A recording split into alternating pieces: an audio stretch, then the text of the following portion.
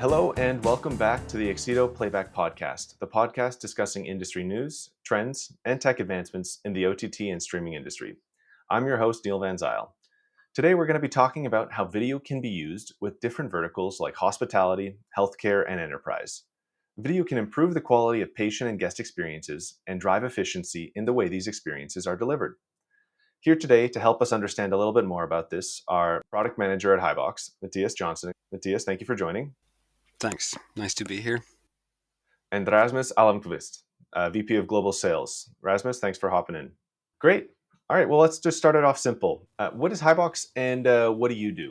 Yeah, absolutely. So Hibox has developed a middleware software that sits on different types of devices, for example, tablets, professional displays, or the combination of a consumer display and a set-top box.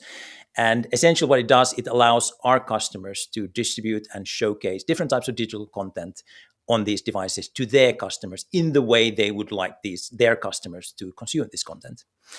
And if you ask about what sort of content is being displayed, you would have things like TV, IPTV, radio, it might be games, any kind of video on demand, casted content, or even applications that we help our customers launch towards the endpoint and eventually the end user. Okay, so there's obviously lots of different verticals that this could apply to. Then who are your customers? Yeah, I mean, we serve a bunch of customers, and funny enough, we use the same platform for serving these customers. And so our customers tend to be in the hospitality business. So think of large hotel chains, mid-sized hotels. Think about healthcare. Hospitals are using our services and our platform. We have residential care customers and senior care customers, cruise liners, and of course, enterprise customers who use it more for events and these sort of use cases. So really a wide range, but it really boils down, in my opinion, to how they would like this content to be consumed by their end customers. And that's a good follow-up there. So Matthias, what does a general experience for a hospitality or a healthcare use case look like? Well, generally, from the user's perspective, a hotel guest could walk into a room and they see a user interface on the TV that is branded to the hotel's guidelines. It contains information that is local and useful for the guest in the guest's language. So there's a good degree of personalization there. And then in hospitals, it's not only about patient TV in the patient rooms. We do a whole lot of services for public areas like wayfinding, helping people reach the right place, workflow integrations that facilitate the work of the care professionals to give them more time for saving lives, essentially. And it's really funny funny is probably not the right word, but it's really interesting that despite these different verticals and how different they are in delivering their services to their customers, there are some commonalities there. So let me give you one example here. One is the housekeeping application that you would have in a hotel. Essentially where you want to have room service or you want a person to come to your room and whatever the need may be. That is a use case that is very similar to a nurse call use case in a hospital. So what we're able to do with our platform is to allow our customers to innovate around those use cases and really start thinking about, well, how would I like to use Hibox? How would I like to use the platform in the most efficient way? And our job here is really to help our customers innovate around essentially our platform. That's super interesting. Let's talk a little bit more about the platform. Is this how does it normally operate? Are you an on-premise or a cloud solution? How does that generally work? We generally follow our customers' lead on that. I mean, if they want something that is cloud hosted, that is what we also usually prefer and recommend. And we have pretty robust cybersecurity measures in place to make sure the cloud deployments are safe and secure, even for deployments in hospitals, for example, a military grade security in the background there. But we do, of course, also support having local installations where needed. So you may think of a cruise ship, for example. They generally don't have very good network connections. So we absolutely support having local servers. And that is maybe one of the benefits that we actually receive really good feedback for. That some companies spend a lot of investments into building distributed systems where they can make it maybe scale up to millions of users, and there's a good amount of companies like that out there, but not all of them think about scaling down. So we actually do our best to scale exactly as needed, which makes it, I mean, we also, our business model scale down to rather small deployments and up to tens of thousands, maybe hundreds of thousands of users and endpoints. So it's really the flexibility is the core of what we bring into the palette of our offering, and then it's up to the customer organization to decide exactly how to benefit from that in the most efficient way. And if I could add to that, and it's actually a pretty interesting point, being able to scale down, but you can imagine, potential customers coming to us and asking for whether or not we can support them. The answer generally is yes, but for most parts, the challenge that is out there is that they will have an installed base of different types of displays, some of which may be 20 or even 25 years old, that just they haven't removed them because it's an expense to them. So the thing we're able to do is take control and manage these displays, although they might be super old and may not fulfill all the requirements, because we add a set-top box and attach it to that old display.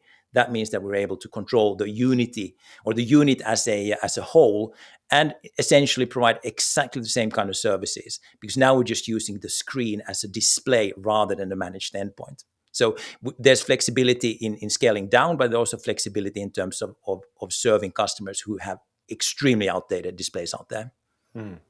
Okay, that's interesting because that kind of gives you the hybrid approach, right? You still get the modern advancements, but you don't have to put the full budget investment into a complete redo of everything that you already have. That is correct. That's a reality of many of our customers actually out there. For example, hotels were really struggling during the pandemic. In lockdown, people weren't allowed to travel. So that's still something chains may be suffering from. They don't have the investment power to replace all the TVs in one go, for example, in their room. So they can do one floor at a time. They maybe want to keep some of their displays and just replace the set-top boxes in between, or introduce some new functionality in phases. And that's something we absolutely have business models for, and also the technology really fits well for that kind of mixed environment, different kinds of integrations, different user interfaces, styles, and applications that really mix and match in a very flexible way. The use of a set-top box is quite flexible in itself, right? That's one of the benefits. I'm curious, is there any recommendations or variations on what devices you recommend based on the vertical or the different experience?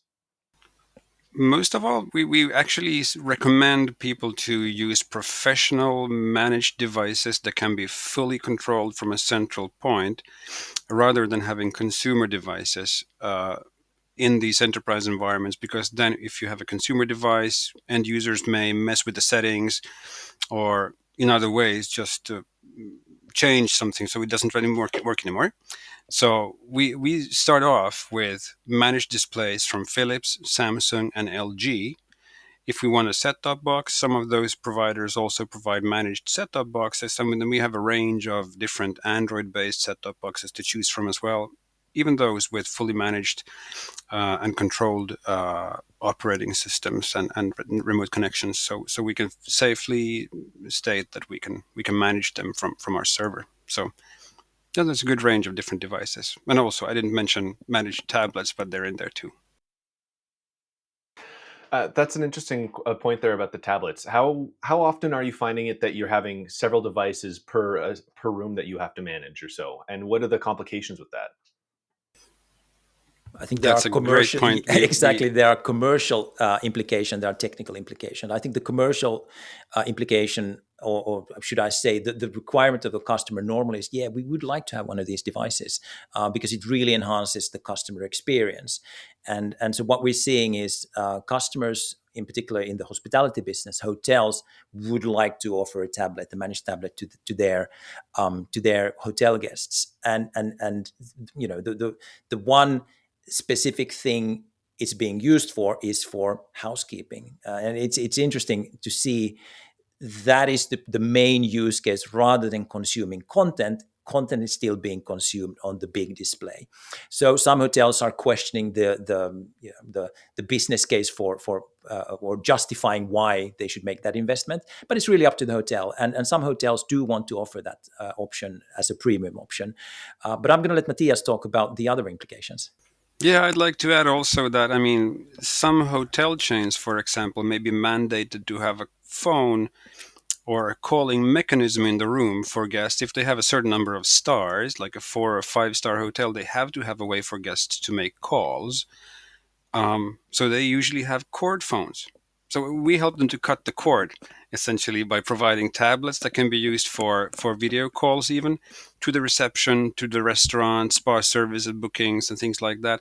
And then on top of that, they have another digital surface where they can provide marketing apps that are specific to their location, ready-made, so people don't have to spend time doing web searches, to help people find local stuff even when they're traveling. So those are some of the use cases we find. And then challenges in that maybe, of course, that we need to find a balance between what stuff we have on a larger display for the TV, usually casting, for example, that helps them enjoy their own content. And on the tablet, maybe more stuff that is specifically designed for a tablet with a touchscreen. So yeah, it's always a balance. I'm guessing that tablets is probably one of the quote unquote newer innovations. What are the changes that you've seen in the hospitality business over the last 20 years, and where do you think it's going when it comes to these sorts of user experiences? Yeah. So if we go way back, and you mentioned 20 years, obviously, I mean, I don't know if you're of the age that you can still remember going to a hotel, checking in, going to a room, and the first thing you would do after you would throw your bag on the bed is to open the TV to check the news. That's sort of pre-internet time. So cable TV definitely was a thing, but so was pay TV. And so the combination of cable TV and pay TV was a real thing for many hotels. And in fact, pay TV, where you could rent a movie for 10, 20, or $30, it was generating good revenue for hotels. Now, all of that obviously changed with the introduction of high-speed internet, and IPTV is in fact a much more efficient way for hotels to not only tailor the kind of content they want their guests to have access to, but also just in terms of cost, delivering content in a much more cost-efficient way. And again, the second wave of innovation came in with the streaming apps like Netflix, where they suddenly realized that their guests are consuming content on their smartphones or smart devices or laptops, sitting on the bed, and in fact not using the display at all, which is from the hotel's perspective is bad, because now you're unable to really interact with your customer. As a result, what we did, we enabled, for example, these streaming services to be consumed. That requires a little bit of work. We need to integrate into the hotel management system to allow my checking to be associated with that particular TV display and my particular Netflix account. There's some licensing regulations pertaining to that, but that's something that we did. And right now, hotels are asking themselves if there are ways in which they can encourage their customers to spend more money at the hotel, because the hotel business, believe it or not, is not a high margin business. And it's a very risky business. We saw what happened during the pandemic, but also just looking at the numbers here, only, and I say only because I find it staggering that if you are in the hotel business, only 65% of the revenue is in fact generated by renting the room. 25% is from customers spending money in the bar or in the restaurant, and only 10% for different types of miscellaneous services like spa treatments or gym access or whatever it may be that the hotel is providing. So the hotel is genuinely looking for ways in which they can drive more revenue, and whilst at the same time save money and also improve the customer and guest experience. So those are the things that they're thinking about, and we do have solutions for that, but it's really up to the customer to say, like, how far do they want to go down that route of optimizing and using these types of services as a way of helping customers get rid of their money. Well, it's a great point you brought up. There's two things there. One is helping the businesses save money and helping them to generate more. Let's talk a little bit more about the monetization. Mhm. When you are controlling the base level hospitality or healthcare TV experience, what sort of additional monetization options does this provide? Is it just display ads? What other options are there? So there's one interesting use case. You may remember whenever you stay at a hotel, there may be a sticker in the bathroom which says something like in the effect of, if you don't want to us to, oh, sorry, if you want to reuse your towel, then just hang it up. Otherwise, leave it on the floor, and we'll wash it up for you. And the motivate or the reasoning behind this is supposedly environmental, which obviously is the case. If you don't have wash a towel, then yes, you're saving on that. But I suspect there are savings behind it because they do have to pay an external company to take care of laundry. So apply that same logic of not doing something to, for example, a family of four who's staying at a hotel for a week. And so when this particular family returns to the hotel room and they get into the room, they put the little hotel key in the key holder. Why not shoot up a little message on the display in the room, suggesting that if they did choose to not have their room cleaned the following day, they could get a 50% discount on the buffet in the restaurant, as an example. Now, the benefit here, obviously, is that's a benefit for the hotel guests. They get cheaper food. The hotel saves money in cleaning and staff related cost. And additionally, you create the ability for upselling in the restaurant for things like drinks. So these are the types of innovations where we can help our customers really think beyond the obvious. Now, when we talk about it, we think, well, that shouldn't be a big thing. Well, it can be a big thing because hotels are also quite cautious to make these investments. But the good thing is by having a platform that allows for these types of use cases, these upsell opportunities, that's why they, in our opinion, should invest in a platform rather than in a spot solution that they would need to replace later on. I'd like to add also that personalization is a big trend that we're seeing a lot of requests for from our customers, like larger hotel chains, where they may have personalized advertisements, like not only generic, but based on your demographic capabilities or a situation, your preferences from earlier stays, for example. They have data on that, so they may be able to personalize among a few options of different ads depending on the time of day, where you came from, where you're going next, and what your personal preferences are. So there's a certain bit of optimization there in terms of targeting the ads at the right time, but also in the right situation for different people. So there's a lot that can be done to optimize that flow of information so that it actually gets noticed. And that not only needs to be the TV, it could also be the mobile app or a Wi-Fi portal in the hotel where they just place information on different digital services to encourage people to go out and maybe leave their room and spend more money elsewhere. Mm-hmm. Matthias, what would you, we talked about it a little bit earlier, but obviously there's a bunch of different interesting ways that companies can take and leverage your solution to generate additional revenue. What would you say are some of the more interesting use cases you've seen? For generating revenue specifically? Yeah, some more niche ones, like even the one that Rasmus brought up as a suggestion, where you have the time notifications based on return to the room. Something like that's quite fascinating. Yeah, I mean, there's also a way to make. I mean, we can just make payments, for example, and what we see in studies and in our own experience as well, if you have a way for people to buy stuff on the digital surfaces, they maybe want. I mean, if you provide a package, they can buy premium TV channels. They can buy access to movies, maybe premium internet or casting, for example. Usually, people want to buy one thing maybe, and they're happy to pay for something just to check how things work.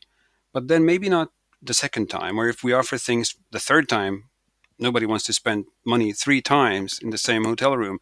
So what we can do is actually to bundle things into something like an entertainment package that offers them free Wi-Fi, fast Wi-Fi, premium Wi-Fi, good TV channels they didn't think of before, access to casting, maybe some premium apps in one bundle. And that makes it more compelling to spend money a little bit extra to actually sell much more than they would have if they bought those things separately. So that's one way to actually to achieve more sales and more services, better experience in one go. It's fascinating that you bring up the bundling. So that's one way that stickiness is trying to be, I guess, managed or continued across many different verticals. We're seeing that especially right now in media and entertainment, right? The Disney Apple TV bundles or whatnot, just to kind of keep that stickiness going.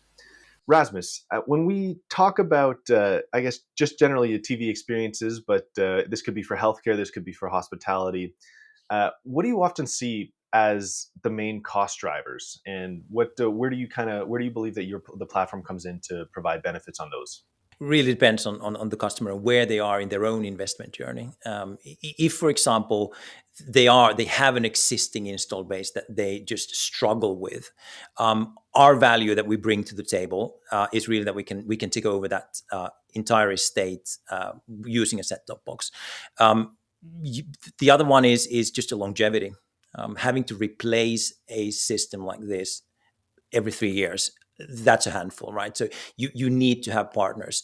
The third thing is really the challenge around doing installations. That is a genuinely big pain in the neck for hotels. So when I speak to our installation partners and start planning or talk about installations, they tend to be aware that hotels and hospitals are very different from enterprise customers.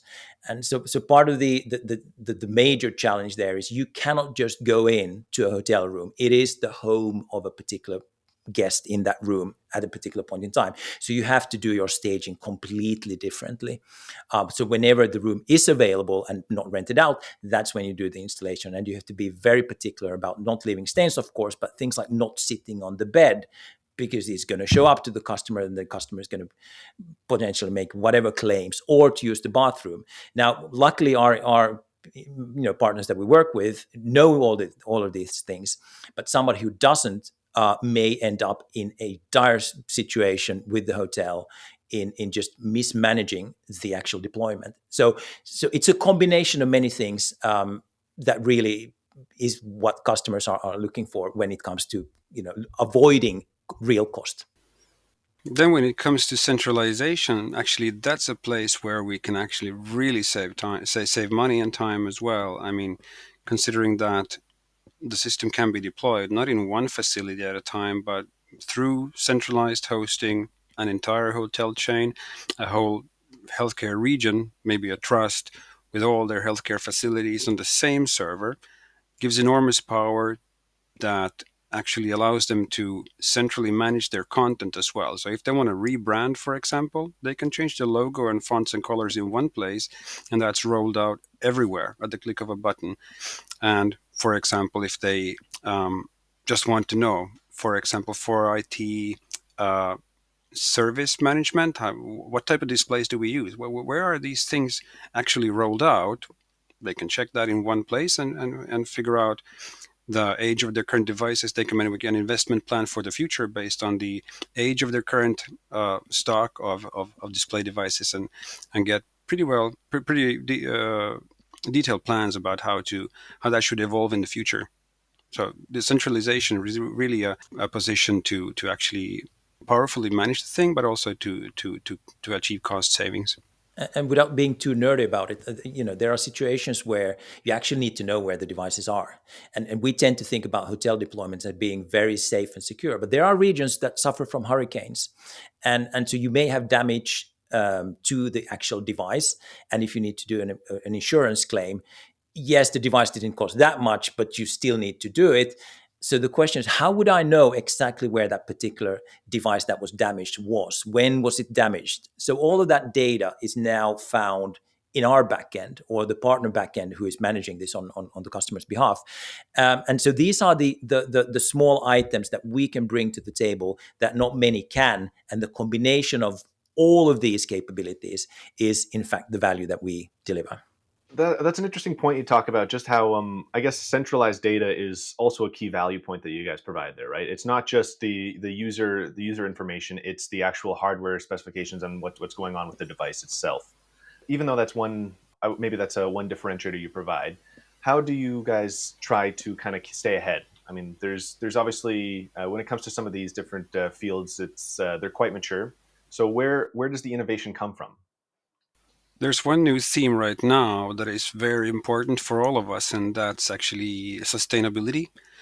We try to do our best to make sure things are as energy efficient as possible. And we centralization is one thing. Of course, we can reduce the amount of devices, amount of servers out there, but also new devices bring bring possibilities for energy savings in reality. I mean, if we take a display now that is off the shelf, freshly manufactured now, and compare that to devices just 5, 10 years ago, some of them may have 50% lower energy consumption than they used to be. So and then we have e-paper displays that have almost no energy consumption at all when showing the same image as earlier.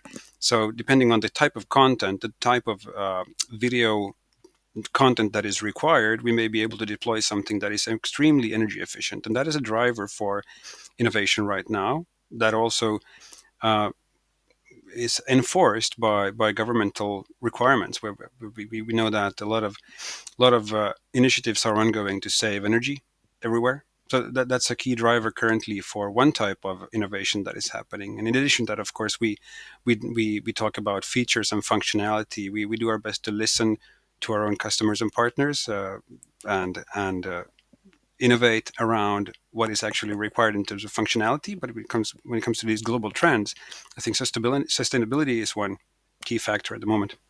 There's a huge area that requires innovation right now, and that is senior care.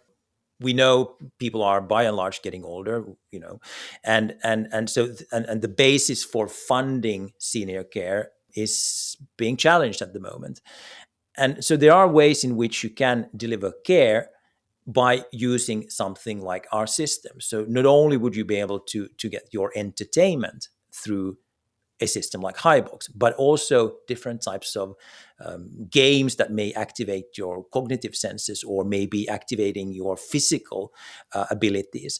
And so these are being tested right now. These are being trialed, and there's a ton of research going into looking at how content, and in particular, the kind of exa game type content that you can get through a display like ours, those seem to show lots of promise when it comes to actually driving down cost on caring for elderly. And in addition to that, you obviously have to include two-way video and the ability to provide care and monitoring services to senior adults who may not have access to the kind of hands-on care that they otherwise would be required. Now, I'm not suggesting this would be a replacement for hands-on one-to-one care that you get at a hospital or with a physician, but it's a step in the right direction where when you cannot get that kind of care, and home care is a very inefficient way of, for example, measuring blood pressure or blood oxygenation levels and these sort of things. By having the devices connect to our system, you're able to share the data with physicians who are able to get in touch with you if you feel or if they recognize that something might be wrong. So it's almost preventative, but it's sort of early access, early prevention at the point when a patient might get into a serious situation. It's fascinating you bring up the kind of healthcare aspect. Yeah. We've seen actually over the last couple CESs and whatnot, a lot of the OEMs in the TV space are pushing big into healthcare, into health monitoring and dashboarding. Samsung especially, they've tried to make their TVs the basically center of your health experience in your home.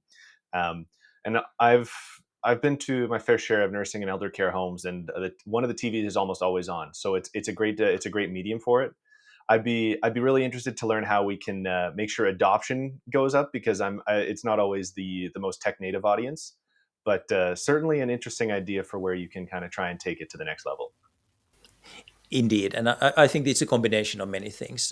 The gaming part, there's research out there suggesting that elderly people do like gaming. I'm not talking about the kind of computer game, the PlayStation gaming that you and I might be playing. We're talking about different types of games, which of course would need to be optimized for the experience in using a remote. So having your up, down, left, center, and select buttons. So it's going to be a different type of gaming experience, but nevertheless, an experience to activate the elderly person. There's another aspect to that as well that comes to mind: ease of use. I mean, it really needs to be so easy to use the system for elderly that we don't need to train them at all, because sometimes they have memory problems. So even if we train them, they don't remember next day. So it needs to be really self-explanatory and really accessible for as many kinds of users as we can. And frankly, there's not a lot of different functionality that they actually need, but when they see that there's a possibility to do something else, I mean, it's in our nature to try to explore. So they may discover something new that they haven't used before and benefit from that. So that's for the user, of course. But another big driver in elderly care is also the capability, the possibility to monitor people's activity. So if we can place sensors in different places just to detect whether a person is even moving, or maybe just collect stats about how they are using a digital surface, or maybe their stuff in their home, we can collect all that information and make that available for professionals that can predict their need for more active care in the future based on this stuff, and also even alert help if they need that immediately. So there's a lot that can be done automatically in the background, while also helping the elderly person to have a nicer experience. Gentlemen, this has been incredible. I really appreciate all the information that you've shared. Before we wrap it up, is there anything else that you'd like to mention or to explain about Hibox? Anything exciting coming up? There's always lots of exciting things coming up. I would say if you are at IBC, come and say hi. Absolutely. Rasmus, Mathias, thank you so much for joining. Really appreciate it. Thank you so much. Thanks, Neil. That's it for the podcast. Thank you so much to Rasmus and Mathias for joining. It was super interesting to kind of get to know a little bit more about an area we don't generally explore on this podcast.